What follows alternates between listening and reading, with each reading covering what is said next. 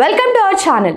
విశాఖలోని సింహాచలంలో వేంచేసి ఉన్న శ్రీ వరాహలక్ష్మి నరసింహస్వామి వారిని రాష్ట్ర విద్యా ఐటీ శాఖల మంత్రి నారా లోకేష్ గురువారం ఉదయం దర్శించుకున్నారు. ఆలయానికి చేరుకున్న మంత్రి లోకేష్కు ఆలయ అధికారులు స్వాగతం పలికారు. అనంతరం లోకేష్ స్వామివారికి పూజలు నిర్వహించారు. వేద పండితులు లోకేష్కు ఆశీర్వచనం చేసి స్వామివారి తీర్థ ప్రసాదాలను అందజేశారు.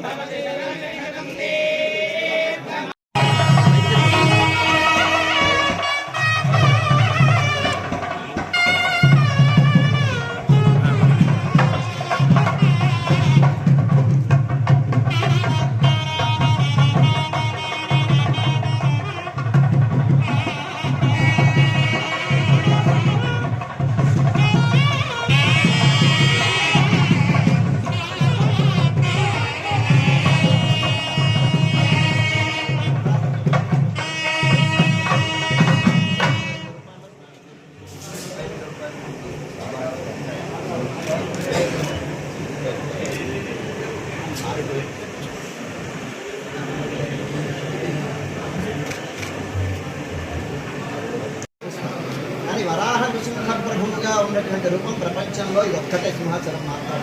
2 రూపాలతో యుగళావతారమూర్తిగా అవతరించిన వరాహస్వామి జ్ఞానాన్ని ఇచ్చేది, నృసింహస్వామి ఇక్కట్లను తొలగించింది. ఈ రెండు ఒక చోట, అంటే 2 ఫలితాలను ఒక చోట మనం పొందగలిగినటువంటి క్షేత్రం సింహాచలం. చలం అహోబలమని నృసింహ క్షేత్రాలు 4 క్షేత్రాలు ప్రధానమైన క్షేత్రాలని స్థలపురాణం చెప్తారు. అహోబలంలో నృసింహ ఆవిర్భావం అంటే